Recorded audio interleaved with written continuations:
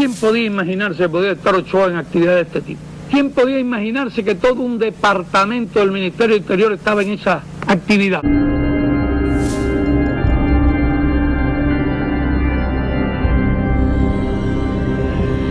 Compañeras y compañeros del Consejo de Estado, estamos en presencia de una situación excepcional y por ello el Consejo de Estado se ha visto en la necesidad de tomar una decisión muy importante. Llegué a la conclusión de que era necesario que en esta histórica decisión estuviesen presentes todos los miembros del Consejo de Estado. De modo que aquí estamos todos los miembros del Consejo de Estado. Necesariamente tendré que expresar mis puntos de vista y también tal vez aportar algunos elementos sobre este caso que puedan ayudar a tomar la decisión final. Yo tuve bastante contacto con el fiscal, también tuve contacto con el tribunal, pero no se ejerció la más mínima influencia sobre la decisión que al final habrían de tomar. Ellos tomaron su decisión con absoluta libertad. Nosotros podíamos influir en el fiscal, como es lógico, en los puntos de vista del fiscal, pero decidieron de forma totalmente libre lo que debía aplicarse como sentencia a partir de la gravedad del caso. Que el Consejo de Estado ejercería sus derechos constitucionales a tomar la última decisión en caso de existir sanciones a la pena capital, con varios de los acusados sancionados con esta pena. Quedaba de manera clara de que nadie ha hablado con uno solo de los miembros de este Consejo de Estado, que yo no he hablado con ninguno de ellos acerca de su criterio, que el compañero Raúl ha conversado siquiera acerca del pronunciamiento que de manera absolutamente libre debía hacer en esta reunión de hoy. A ninguno de ellos se le preguntó la opinión. Hay otra cuestión que hemos planteado reiteradamente y es que la decisión que adoptáramos no iba a estar determinada por la opinión pública o por encuestas de opinión. Y si la cuestión fuera a decidir por simples encuestas, no haría falta ninguna reunión y ninguna decisión del Consejo de Estado. Conocemos los estados de opinión, conocemos lo que piensa el pueblo, pero es mi deber decir que para nosotros eso no constituye en circunstancias como esta un factor determinante. Podía ocurrir que la inmensa mayoría de la población tuviera un criterio y nosotros nos viéramos en la necesidad de adoptar otro criterio. ¿Qué es lo que conviene a nuestra patria, a nuestro pueblo, a nuestra revolución? Había campaña contra Cuba, venían haciéndose campaña. Naturalmente que la primera reacción de nosotros, acostumbrados a escuchar todo tipo de mentira, de infamia, de calumnia, a lo largo de 30 años, es que se trataba simplemente de un invento más y calumnias más por parte de Estados Unidos. Es lógico que los yanquis empezaran a pensar que las Fuerzas Armadas tenían que saber algo de esa operación y empezaran, de mala fe desde luego, a involucrar el nombre de Raúl en este problema. Tampoco íbamos a arrestar a Ochoa para que no se escapara e investigar después. Eso no se puede hacer y en general no se hace con nadie. No se puede infringir a una persona la humillación de meterlo preso porque hay ciertos rumores o ciertas cosas que se saben. Ese no es ni puede ser el estilo de la revolución. A todo esto, aunque teníamos pruebas, se toma la decisión de no hablarle de aquellas graves cosas de aspecto moral. Porque hablarle a un hombre de eso, de aquello, se podían ocurrir dos cosas. Una de ellas es que se diera un tiro. Casi es imposible hacer un arreglo con un individuo al que le dice, mire, sabemos esto. ¿Tuvo Ochoa oportunidad de salvarse? Sí, realmente Ochoa tuvo oportunidad de salvarse. Yo he meditado mucho sobre eso. Ochoa pudo salvarse en la primera conversación que tuvo con Raúl. Si asume sus responsabilidades, si dice la verdad, le hubiera contado todo a Raúl.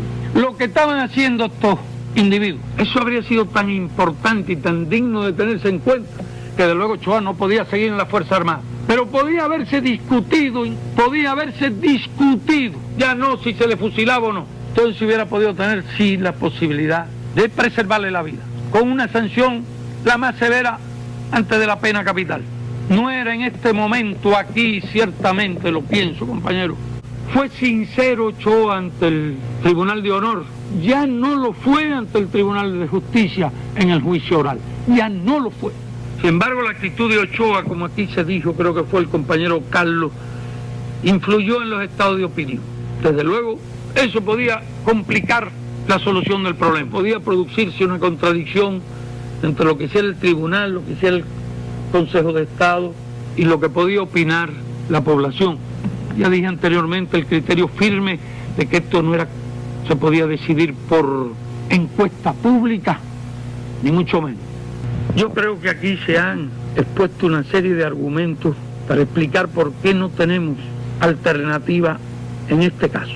¿Quién podría volver a creer en la revolución si realmente no se aplican para faltas tan graves las penas más severas que establecen las leyes del país? Todos estos hechos constituyen los elementos de una gran traición. Aquí la revolución y las leyes establecen la pena capital para los espías. Un agente de la CIA puede ser fusilado. Yo me pregunto, ¿un agente de la CIA podía haber hecho el daño que estaban haciendo estos señores?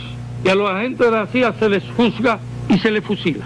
Si no se aplica en este caso un castigo ejemplar, que podríamos decirle a los futuros jefes, a los futuros héroes, si un hecho de tanta gravedad no se castiga con la pena más severa que establecen nuestras leyes, sería un precedente funesto y desmoralizador. Si no aplicamos las penas más severas a los demás, simplemente con una sanción de prisión será suficiente para que constituya un ejemplo. De manera que, precisamente pensando en la credibilidad y prestigio de la revolución, es que creo que el castigo debe ser ejemplar y la sanción más severa. Se planteó que no hubiera clínica para los combatientes del Ministerio Interior, que eso los apartaba del pueblo, que fueran a las clínicas que va el pueblo. Se planteó que no tuvieran restaurantes ni lugares de recreación, devuelvan, entreguen todo eso al pueblo. Había comercio militar. Esta pandilla corrompió, esta pandilla hizo muchos regalos. No solo regalaban pacotillas, ya lo venían haciendo de antes. Nuestros trabajadores no andan pensando en la pacotilla, en los centavitos, en los lujos. Yo no he visto eso en ninguno de esos hombres, a los que tanto admiro, que se levantan a amanecer y luego hasta las 10 y las 11 de la noche están trabajando. ¿Por qué se quitó a Tony la guardia y a todo ese grupo de la corporación CIME? Precisamente lo que habían establecido un estilo. Importaban cuanta bisutería se encontraba, desde gomas con bandas blancas, cristales de un tipo, telefonito de otro, grabadora, videocasete en el carro.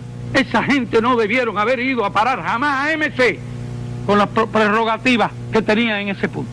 Y digo que ya regalaban no solo bisutería, no solo televisores en colores y videocasetes, ya regalaban hasta yates que valían decenas de miles de dólares, de esos yates que se robaban o en complicidad con los lancheros se perdían, en que los dueños encantados cobraban el seguro y ellos aquí los vendían o revendían o regalaban.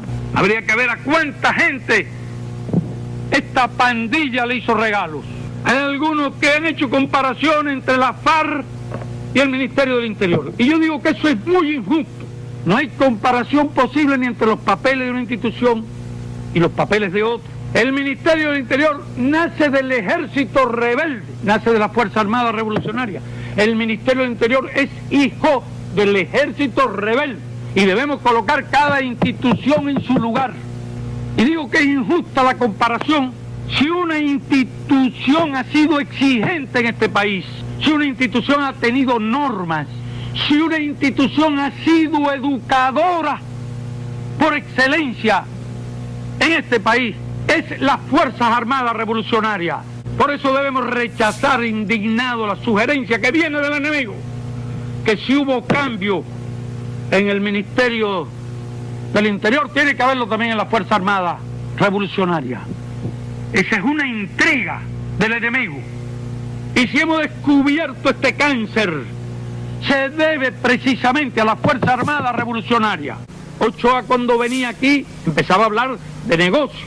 cada vez que se reunía con Raúl quería hablarle de negocio y constantemente les recibía la misma aclaración, el mismo consejo: Ochoa, no te pongas, y él hablaba de negocios presuntamente serios, y lo que le decía en el MINFAR, lo que le decía Raúl: dedícate a las tareas militares, olvídate de negocio, esa no es tu misión, lo que tienes que hacer es dedicarte a las actividades militares. No hay otra alternativa, el castigo ejemplar.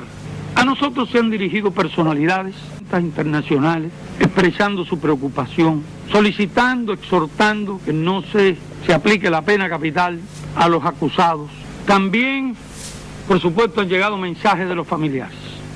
Y esto puede ser lo más duro de todo, cuando los hijos, los hermanos o los padres se dirigen a nosotros para pedir que no se les aplique la máxima pena, que el Consejo de Estado conmute la sentencia. Y es duro, es duro. Que ellos comprendan que lo que nos piden a todos nosotros, no a mí, hay muchos que piensan que soy yo el que decido si se hace una cosa u otra, y si fuera yo solo el que tuviera que decidir sobre esto, si fuera una facultad del presidente del Consejo de Estado, y esto es una decisión colectiva. En el mundo ni siquiera saben eso, creen que lo que existe es la prerrogativa del presidente del país de indultar. Todo el mundo dice: ahora Castro tendrá que decidir una cosa u otra, lo dicen en el exterior. En el propio país mucha gente piensa que la decisión es personalmente mía, pero en realidad lo que nos solicitan estos familiares, estos seres queridos, los hijos, los familiares más allegados, pero nos piden algo que está más allá de nuestras prerrogativas, nos piden algo que está más allá de nuestros deberes. Solicité la opinión al Comité Ejecutivo y al Consejo de Ministros, uno por uno, y solo 2 pensaban que no se debían aplicar las penas más severas. Consultamos a los miembros del Comité Central y de los 162 presentes, 10 argumentaron en contra de la aplicación de las penas más severas y 141 se expresaron su criterio de que debían aplicarse las penas más severas. 402 diputados presentes, solo una persona se expresó en favor de la conmutación de la pena y 401 diputados se expresaron a favor de la ratificación de la sentencia por el Consejo de Estado. Y no solo eso, sino que muchos planteaban que debieron haber sido más los sancionados a la pena capital. Yo creo que casi todos los inculpados podían ser sancionados a la pena capital. Que pienso que nuestros tribunales han hecho una advertencia que sin duda, si hechos de esta naturaleza se volvieran a repetir, las medidas serían mucho más drásticas. Es duro pensar que algunos hombres van a morir, pero pienso sobre todo en otros muertos, pienso en los que cayeron para crear una república donde imperara la justicia y la ley, una república donde no hubiera corrupción, donde no hubiera impunidad, en nombre de los ideales y de la patria aquellos que hicieron que nos vemos obligados a ser severos. Y por tanto, compañeros, me sumo al criterio que todos ustedes han expresado en la tarde de hoy. De todas formas, aunque hemos escuchado ese criterio, pido que formalmente votemos. Los que estén de acuerdo con la ratificación de la pena establecida por el Tribunal Militar, que levanten la mano. Los que se opongan,